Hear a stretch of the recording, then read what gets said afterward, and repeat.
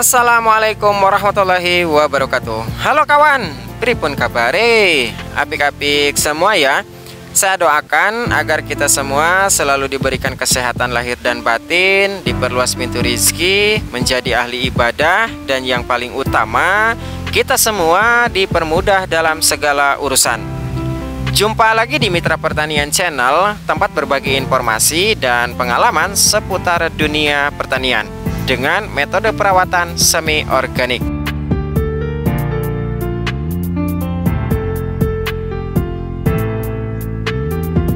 Sekarang hari Sabtu tanggal 25 November tahun 2023, dan ini update perkembangan terbaru cabai rawit kaliber di usia 61 hari setelah tanam.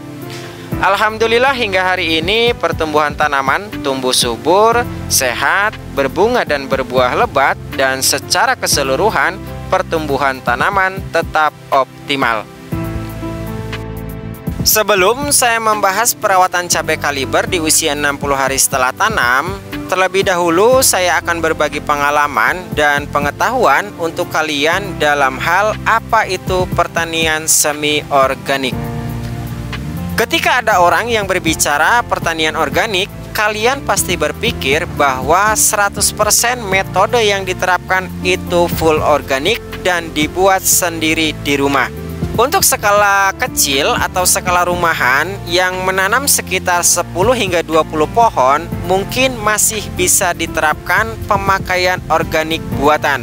Tapi jika ada yang menanam dengan skala yang lebih luas, berbicara metode yang diterapkan 100% organik, saya tidak percaya 100%.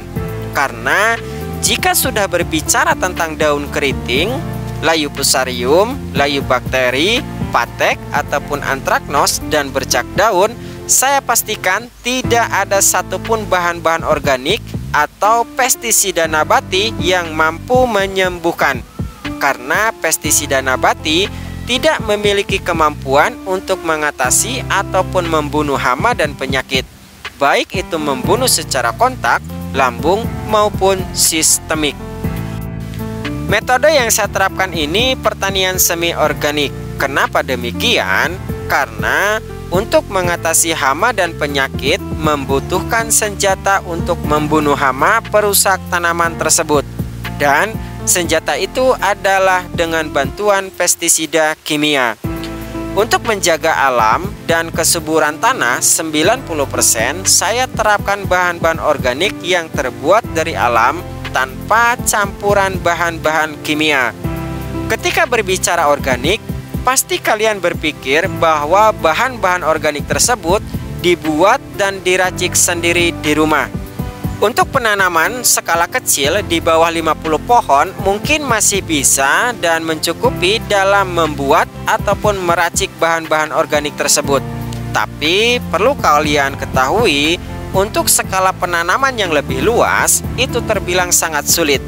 Karena sekali membuat harus ratusan liter dan bahan-bahan organik yang dibutuhkan puluhan kilogram. Jika ada yang bilang cukup satu butir telur ayam atau satu bungkus garam bisa menyuburkan tanaman 1 hektar, saya pastikan itu pembodohan publik. Dan orang itu sedang mengumpulkan jutaan dosa yang disengaja karena menyebarkan berita kebohongan. Dan ketika kalian mengikuti cara tersebut, saya pastikan 100% tidak akan ada reaksi apa-apa terhadap tanaman kalian.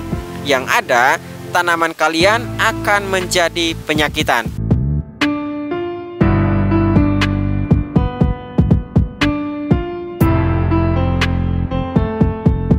Perlu kawan ketahui bahwa ada 2 macam organik. Organik yang pertama, organik yang bisa membuat sendiri di rumah, dan organik yang bisa dibeli di pasaran. Lebih cepat, praktis, dan efisien.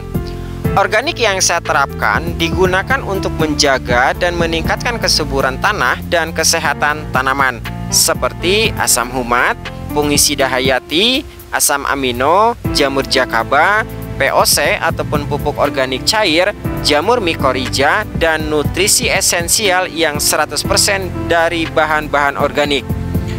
Bahan-bahan organik tersebut dibuat dan diolah dengan teknologi yang lebih canggih. Itu semuanya bahan-bahan organik. Abu pembakaran memang sangat bagus, tapi untuk skala penanaman ribuan pohon memerlukan berapa puluh kubik kayu yang harus dibakar. Jadilah penonton yang memiliki pemikiran dan pemahaman yang lebih cerdas.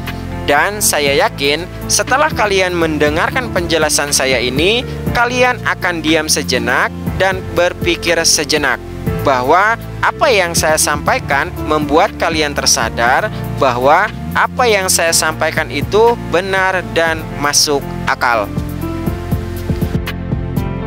Berbicara tentang organik yang dibuat seperti POC ataupun pupuk organik cair, kemudian PSB dan pestisida nabati yang dibuat dari lengkuas, bawang putih, kunyit, tembakau, dan telur, semua itu harus difermentasi dan membutuhkan waktu paling cepat selama 2 minggu. Ketika ada masalah pada tanaman, apakah kita harus menunggu hingga fermentasi itu selesai? Saya pastikan itu tidak mungkin. Sementara ketika tanaman sudah terserang hama dan penyakit, harus dikendalikan dengan cepat. Solusinya, pestisida kimia yang mampu membunuh dan mengatasi lebih cepat, dan pupuk organik yang tersedia di pasaran siap pakai. Baik kawan ya, sebelum dibahas lebih detail dari pupuk dan dosis yang digunakan di usia 60 hari setelah tanam, baiknya simak dulu cuplikan berikut ini.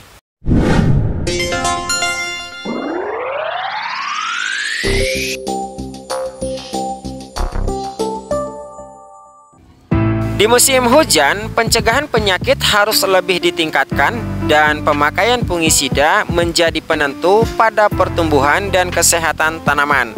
Pemilihan jenis dan pemakaian dosis fungisida dalam perawatan cabai menjadi tolak ukur keberhasilan dalam budidaya tanaman cabai. Teknik yang saya lakukan dalam perawatan hanya memakai 2 jenis fungisida dengan bahan aktif dan cara kerja yang berbeda. Untuk memacu pembungaan, mempercepat dalam pembentukan buah, dan mencegah terjadinya kerontokan, kali ini saya gunakan monokalium fosfat ataupun MKP. Fosfat dan kalium adalah 2 unsur hara yang paling banyak dibutuhkan tanaman di masa generatif untuk memproduksi pembungaan dan pembentukan buah. Fosfat memiliki fungsi utama untuk merangsang tanaman dalam memproduksi pembungaan, dan kalium berfungsi untuk menguatkan organ tanaman, membesarkan batang, menguatkan ranting, bunga, dan buah lebih tahan dari kerontokan. Tapi dengan catatan, tanaman dalam kondisi yang sehat.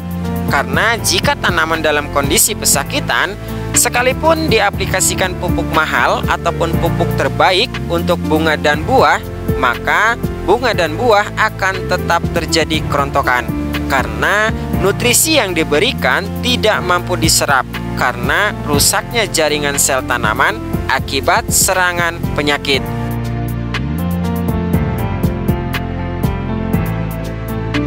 MKP ini adalah pemakaian yang kedua di masa pembungaan dan pembuahan.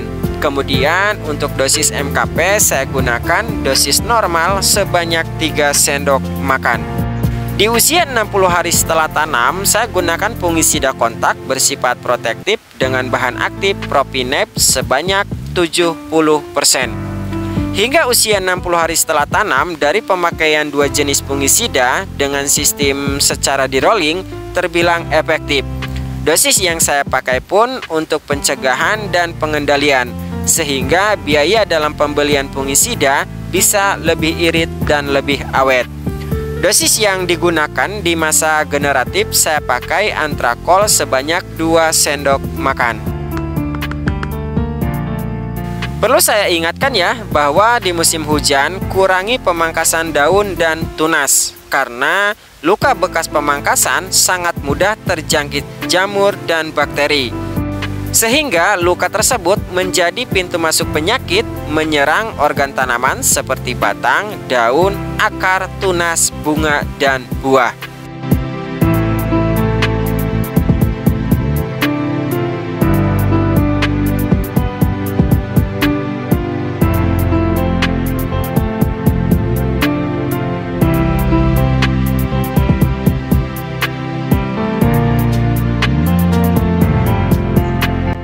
Nutrisi esensial yang saya gunakan memasuki fase pembuahan adalah Ratu Biogen dari Jimmy Hantu. Ada dua jenis produk Jimmy Hantu yang saya gunakan dalam perawatan cabai kaliber ini, yaitu Multiguna dan Ratu Biogen. Kelebihan dari Ratu Biogen ini memiliki 17 jenis asam amino aktif dan kandungan unsur mikro sebesar 4,65% dan C organik sebesar 14,87%. Lalu apa itu C organik? C organik merupakan faktor terpenting yang menjadi penentu kualitas tanah. Semakin tinggi kadar C organik, maka kualitas tanah semakin baik dan kualitas tanaman semakin sehat. Aplikasi Ratu Biogen adalah pemakaian yang pertama di masa generatif karena tanaman sudah memasuki fase pembungaan, pembentukan buah, dan pembuahan.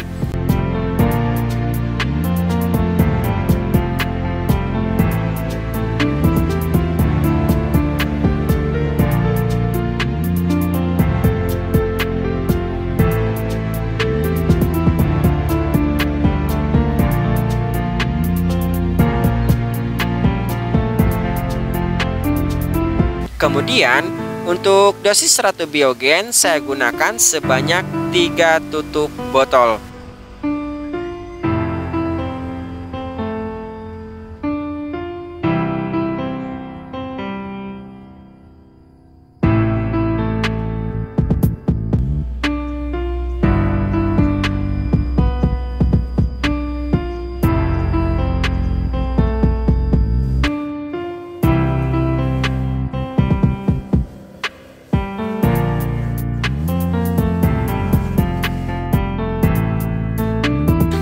Baik kawan ya, itulah informasi perawatan lanjutan cabai rawit kaliber di usia 60 hari setelah tanam. Jika ada hal yang lain yang ingin ditanyakan seputar pertanian kawan-kawan, silahkan tinggalkan pertanyaan di kolom komentar. Insya Allah pasti saya jawab. Jika informasi ini bermanfaat, jangan lupa untuk berikan like, komen, dan share pada video ini agar informasi ini bisa memberi banyak manfaat untuk lebih banyak orang. Karena sebaik-baiknya orang yang bisa memberi manfaat untuk orang lain. Jangan lupa untuk aktifkan lonceng notifikasinya agar tidak ketinggalan informasi perawatan terbaru dari Mitra Pertanian Channel. Kata penutup, pengetahuan adalah paspor masa depan, karena hari esok adalah milik mereka yang mempersiapkannya hari ini. Tetap semangat, jaga kesehatan, dan semoga bermanfaat. Terima kasih dan sampai jumpa di informasi bermanfaat berikutnya.